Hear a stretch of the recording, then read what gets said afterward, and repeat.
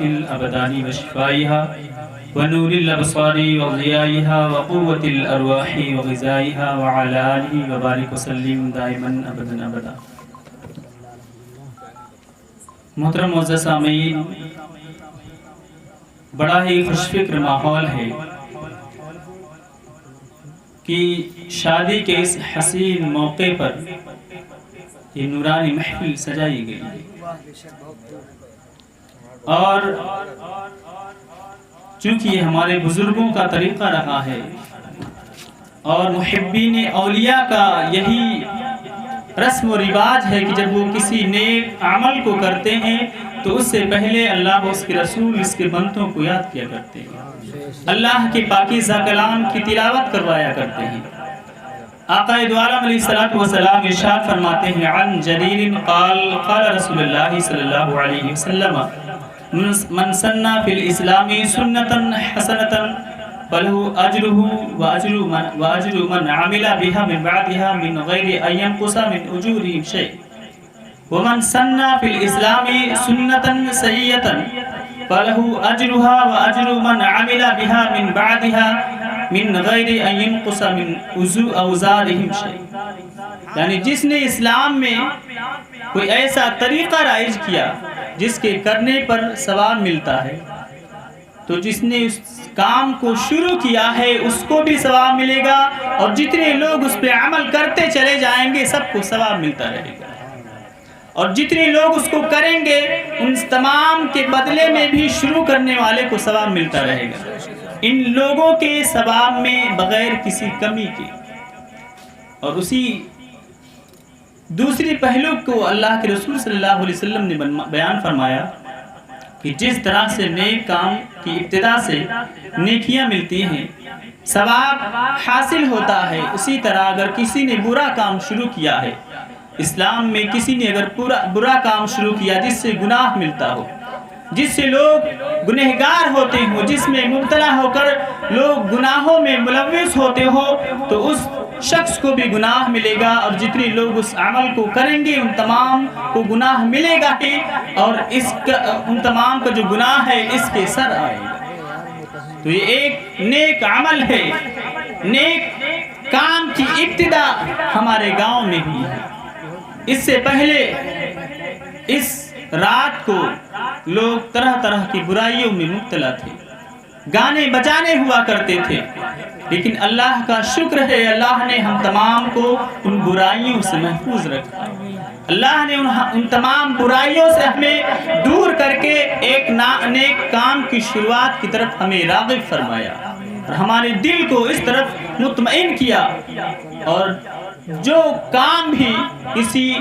نیک کام کو بھی ہم اللہ اس کے رسول اس کے کلام پاک کی تلاوت سے آغاز کرتے ہیں تو اس کام کو پائے تکمیل تک پہنچنے سے کوئی نہیں روک سکتا، وہ کام بخوبی انجام ہو کر ہی رہتا ہے، کیونکہ اس کام کی ابتدا کسی اور چیز سے نہیں کلام مجید سے ہوئی ہے، نبی کے ذکر سے ہوئی ہے، اللہ کے محبوب بندوں کے ذکر سے اس کام کا آغاز ہوا ہے۔ اور آقا دو عالم علیہ السلام فرماتے ہیں چونکہ نکاح کرنا یہ سنت ہے، اور یہ جو محفل منعقد کی گئی ہے یہ آقا دو عالم علیہ السلام کے سنت مبارکہ کو زندہ کرنے کے لیے، آقا کے سنت پر عمل کرنے کے لیے اس محفل کو منعقد کیا گیا ہے، اور کل انشاءاللہ نکاح کا انعقاد ہوگا، نکاح کی محفل منعقد ہوگی۔ تو آقا دو عالم علیہ السلام نے بھی نکاح فرمایا اور اپنے امتیوں کو حکم دیا کہ تم نکاح کرو، اور اللہ رب العزت نے بھی قرآن پاک میں ارشاد فرمایا فَانْكِحُوا مَا طَابَ لَكُم مِّنَ النِّسَاءِ مَثْنَىٰ وَثُلَاثَ وَرُبَاعَ، یعنی جو تم کو عورتوں میں سے پسند آئے ان سے نکاح کرو۔ اور آقا نے حدیث پاک میں فرمایا ایسی عورتوں سے نکاح کرو جو تم سے زیادہ محبت کرنے والی ہو، جو تم سے زیادہ اخلاق سے پیش آنے والی ہو۔ اور آقا نے فرمایا دنیا پوری کی پوری متاع ہے، وَخَيْرُ مَتَاعِ الدُّنْيَا الْمَرْأَةُ الصَّالِحَةُ، یعنی دنیا تو ساز و سامان ہے، دنیا جو چیزیں ہم دنیا میں کرتے ہیں وہ یہی رہ جائیں گی، اگر ہمارے کچھ کام آئے گا تو ہمارے نیک اعمال ہیں۔ تو آقا فرماتے ہیں دنیا میں اگر کسی چیز کو تم چنتے ہو تو اس میں بھی نیک عمل کو چنو، نیک کام کو پسند کرو، اور عورتوں میں نیک وہ ہے جو تمہاری اچھی سی دیکھ بھال کر سکے اور تم اس کی دیکھ بھال اچھے سے کر سکو۔ تو یہ آقا دو عالم علیہ السلام کی سنت ہے نکاح کرنا اور نکاح کی رسم کو ادا کرنا، بس شرط یہ ہے کہ اس میں ناجائز کام نہ ہو، اس میں ایسے کام نہ ہو، ایسے امور انجام نہ پائیں جن سے شریعت نے منع فرمایا ہے۔ آقا دو عالم علیہ السلام صحابہ کرام کے مجمع میں تشریف رکھتے ہیں۔ آقا دو عالم علیہ السلام نے فرمایا کہ اے صحابہ کرام، جس کی 3 بیٹیاں ہوئیں اور اس نے ان تینوں بیٹیوں کی اچھے سے پرورش کی، اور جب وہ بڑی ہو گئیں تو ان کا نکاح کر دیا، ان کی شادی کر دی اور صحیح سلامتی سے اپنے اپنے گھر چلی گئیں، تو اس کے لیے جنت واجب ہو جاتی ہے۔ صحابہ کرام نے عرض کیا یا رسول اللہ، اگر کسی کی 3 بیٹی نہ ہوں، صرف 2 بیٹی ہوں تو آقا نے فرمایا اگر 2 ہی بیٹی ہوں، دونوں بیٹیوں کی اچھے سے پرورش کی، جب بڑی ہو گئی تو ان کا نکاح کر دیا، تو اس کے لیے بھی جنت واجب ہو جاتی ہے۔ اب ایک صحابی اور کھڑے ہو گئے، عرض کرتے ہیں یا رسول اللہ، اگر کسی کے پاس 2 بیٹیاں نہ ہو، صرف ایک ہی بیٹی ہو تو آقا نے فرمایا اگر ایک ہی بیٹی ہو اور اسی کی آپ نے اچھی سے پرورش کی اور شادی کر کے اس کو اپنے گھر بھیج دیا تو اس کے لیے بھی جنت واجب ہو جایا کرتی۔ یعنی آقا دو عالم علیہ السلام نے فرمایا کہ اپنے بیٹیوں کا جو تم نکاح کرتے ہو اس پر بھی تمہیں اجر ملتا ہے، اور ایسا ویسا اجر نہیں ملتا ہے، بلکہ اس کے لیے جنت واجب ہو جاتی ہے، اس شخص پر جنت اللہ رب العزت واجب فرما دیتا ہے، کیونکہ بیٹیوں کی پرورش کوئی آسان کام نہیں ہے۔ بیٹیوں کی پرورش اچھے سے کرنا اور ان کی شادی تک دیکھ بھال کرنا یہ بڑا کام، ایک عظیم کام ہے جس کو والدین اپنے بیٹیوں کی دیکھ بھال کرتے ہیں۔ کہ اللہ کے رسول صلی اللہ علیہ وسلم نے نکاح کو آسان فرمایا، مشکلات تو ہم نے پیدا کی، شادی کو اتنا مشکل بنا دیا کہ غریب آدمی نکاح کرنے شادی کرنے سے پہلے سوچتا ہے کہ اتنے روپے کہاں سے آئیں گے، اتنے پیسے کہاں سے اکٹھے ہوں گے کہ ہم اپنے بیٹیوں کا نکاح کریں گے، اتنے پیسے 2-4 لاکھ روپے ہم کہاں سے اکٹھے کریں گے اپنے بیٹیوں کا نکاح کرنے کے لیے۔ آقا دو عالم علیہ السلام نے فرمایا ان مع العسر یسرا،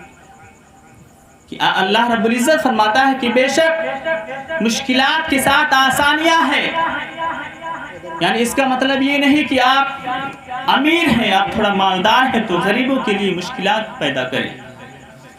ہم تمام کو چاہیے یہ جو رسم ہم نے شروع کیا ہے، جو جہیز کا بڑا معاملہ ہم نے اکٹھا کیا ہے، تیار کیا ہے، اس میں کمی کریں، اپنے غریب بھائیوں کا بھی خیال کریں، چونکہ ان کی بھی بیٹیاں ہیں، ان کا بھی عقد کرنا ہے، ان کا بھی نکاح کرنا ہے۔ اگر نکاح ہی کرنا ہے تو آقا دو عالم علیہ السلام کے بتائے ہوئے طریقے پر عمل کرو، اس سے آپ کی سنت بھی ادا ہوگی اور آقا دو عالم علیہ السلام کی بتائی ہوئی طریقے پر آپ کا نکاح بھی ہوگا، اور اس زندگی میں خوشحالیاں بھی آئیں گی، کوئی پریشانی نہیں آئیں گی۔ اللہ رب العزت ہم تمام کو اس نکاح کو آسانی طور سے منعقد کرنے کی توفیق عطا فرمائے۔ میں نے آپ کے سامنے ایک آیت پاک کی تلاوت کا شرف حاصل کیا، چونکہ کافی وقت ہو گیا ہے اور کل بارات بھی آئے گی، اس لیے آپ لوگ تھک جائیں گے، اس لیے چند منٹ بول کے میں رخصت ہو جاؤں گا۔ جس آیت پاک کی تلاوت کا میں نے شرف حاصل کیا، اللہ رب العزت ارشاد فرماتا ہے قل بفضل اللہ وبرحمتہ فبذلک فلیفرحوا، یعنی اے محبوب آپ فرما دیجئے کہ جب تم پر اللہ کی رحمتیں، اس کی برکتیں نازل ہوں تو خوشیاں مناؤ۔ تو اللہ رب العزت نے ہمارے گھروں میں بیٹیوں کو پیدا کیا، وہ بیٹیاں رحمت ہیں، اب بیٹیوں کی پرورش ہو گئی، یہ عظیم کام ہوا۔ اب ہم جو ان کا نکاح کر رہے ہیں ایک بڑی خوشی کی بات ہے، کیونکہ خوشی کے موقع پر اچھے کام کو کرنا چاہیے۔ نیک کام سے جب کسی محفل یا کسی کام کا آغاز ہوتا ہے تو اس میں کامیابی و کامرانی ملتی ہے۔ आला हजरत फरमाते हैं कि वल्लाह जो मिल जाए मेरे गुल का पसीना, मांगे न कभी इत्र न फिर चाहे दुल्हन। कौन आला हजरत? वही जो नबी पाक अलैहिस्सलातु वस्सलाम के इश्क को अपने सीनों में मामूर रखते थे, जिनका तरीका ये था कि अगर कोई आशिक़ रसूल आपके पास आ जाता तो आप उसको खाली नहीं भेजते थे। और सैयद आले रसूल की तो आप इतनी ताज़ीम करते थे जिसकी खबर, जिसका मामला इस वाक़े से आपको मालूम होगा। एक मरतबा इमाम अहमद रज़ा खान फाजिल बरेलवी रहमतुल्लाह अलैह अपने ही इलाके में, जो कि 1 या 1.5 किलोमीटर की दूरी पर था, आपको लोगों ने दावत दी कि हजरत हमारे यहाँ प्रोग्राम है, आप तशरीफ लाएं। आला हजरत रज़ियल्लाहु ताला अन्हु ने कहा कि ठीक है, मैं जरूर आऊँगा। लोग महफिल सजाने में लग गए, महफिल मुनाकिब की जाने लगी, लोगों ने बड़ा इंतजाम किया, बड़े इंतजामात किए। एक आदमी पूछता है कि इतना सारा इंतजाम किस शख्स के लिए? तो लोगों ने कहा कि हमारे इलाके के एक मौलाना अहमद रज़ा खान हैं, जो कि हमारे इलाके में हमारी तरफ आ रहे हैं और उनका आज प्रोग्राम है, यहाँ पे महफिल मुनाकिब होगा। तो उस आदमी ने कहा कि आने वाला तो आप ही के इलाके का है और आप लोग उस शख्स को जानते भी हैं, लेकिन उसके लिए इतनी खुशियां क्यों मना रहे हैं, इतनी लंबी महफिल क्यों सजा रहे हैं, इतने सारे इंतजामात क्यों कर रहे हैं? तो उस शख्स ने जवाब दिया कि जो शख्स आ रहा है, जिस शख्सियत की तशरीफ आवरी हो रही है, वो कोई आम इंसान नहीं है, वो आशिक़ रसूल है। उसकी आदत यह है कि बगैर ज़रूरत अपने घर से भी बाहर नहीं निकलता है। उसकी आदत यह है कि अगर कोई आशिक़ रसूल उसके घर पे आ जाए तो उसको इज्जत और तकरीम से बिठाता है। अगर आले रसूल को देख ले तो अपने मसनद से उठकर अपने मसनद पे आले रसूल को बिठाता है। ये ऐसी शख्सियत है जो हमारे घर पर तशरीफ ला रही, हमारे महफिल की जीनत बनने जा रही है। आखिरकार वो मौका आ गया जब आला हजरत रज़ियल्लाहु ताला अन्हु ने जुब्बा पहना, अपने साफा बांधा, इमामा बांध कर अपने घर से निकलकर जब कहार की डोली में बैठ जाते हैं, उधर कहार डोली लिए खड़े हैं,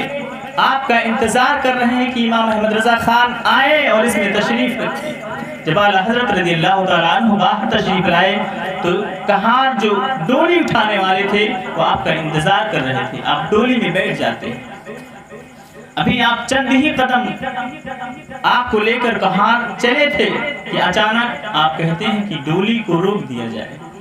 आला हजरत रज़ियल्लाहु ताला अन्हु की वो ज़ात है कि आप खुशबू सूंघ कर मालूम कर लेते थे कि आले रसूल मौजूद है। खुशबुओं से आपको पता चल जाता था कि यहाँ पे कोई सैयद है, कोई आले रसूल मौजूद है। आला हजरत रज़ियल्लाहु ताला अन्हु को लेकर अभी कहार चंद ही कदम चले थे, इतने में आला हजरत रज़ियल्लाहु ताला अन्हु फरमाते हैं कि डोली को रोक दिया जाए। आला हजरत रज़ियल्लाहु ताला अन्हु के हुक्म पर डोली को रोक रखा गया। आप बाहर निकलते हैं और कहते हैं कि बताओ आप में सैयद कौन है, इतने मजमे में सैयद कौन है, मुझे बताओ, आपके नाना का वास्ता है। आला हजरत रज़ियल्लाहु ताला अन्हु जब ये असरार करते हैं, जब मालूम करने के लिए कहते हैं, तो उनमें से कोई आवाज नहीं उठा रहा है, कोई नहीं बोल रहा कि मैं सैयद हूँ। इतने में एक शख्स खामोशी के साथ खड़ा होता है, अपने हाथ को उठाता है, कहता है कि मैं, अगर आपने मेरे नाना जान का वास्ता नहीं दिया होता तो मैं अपने आप को ये नहीं कहता कि मैं सैयद हूँ। आला हजरत रज़ियल्लाहु ताला अन्हु कहते हैं कि आप आगे आइए। उस शख्स को, उस आले रसूल को आप आगे बुलाते हैं, अपने ताज को उठाकर, अपने इमामे को उठाकर कदमों में रख देते हैं। कहते हैं कि आप मुझे माफ करें, आपके कंधों पर मैंने सवारी की, आप मुझे माफ करें। अगर कल क़यामत के दिन आक़ाए दो आलम अलैहिस्सलाम मुझसे पूछ ले कि ऐ इमाम अहमद रज़ा, तूने मेरे घराने के आले रसूल के कंधे पर सवारी की, तो मैं क्या जवाब दूंगा? आला हजरत अर्ज़ करते हैं, अब आप इसमें बैठे, मैं डोली लेकर के चलूंगा। आपने मेरी डोली उठाई, मेरी सवारी आप लेकर चले, मुझे मालूम नहीं था। इसकी सजा मुझे ये है, मेरे लिए यही सजा है कि मैं اس ڈولی کو اپنے کندھوں پر لے کر چلو اور آپ اس ڈولی میں تشریف رکھیں۔ یہ ہے اعلیٰ حضرت کی کرامت، یہ ہے اعلیٰ حضرت رضی اللہ تعالی عنہ کا عشق۔ سارا مجمع لگا ہوا ہے، بے شمار لوگ اکٹھا ہیں۔ اس وقت اعلیٰ حضرت نے اپنی عزت کی فکر نہیں کی، نبی پاک علیہ السلام کے گھرانے کے ایک شخص کو آپ نے ڈولی میں بٹھایا اور اپنے کندھوں پہ لاد کر کے آپ محفل تک ان کو لے کر گئے۔ یہ ہے اعلیٰ حضرت رضی اللہ تعالی عنہ۔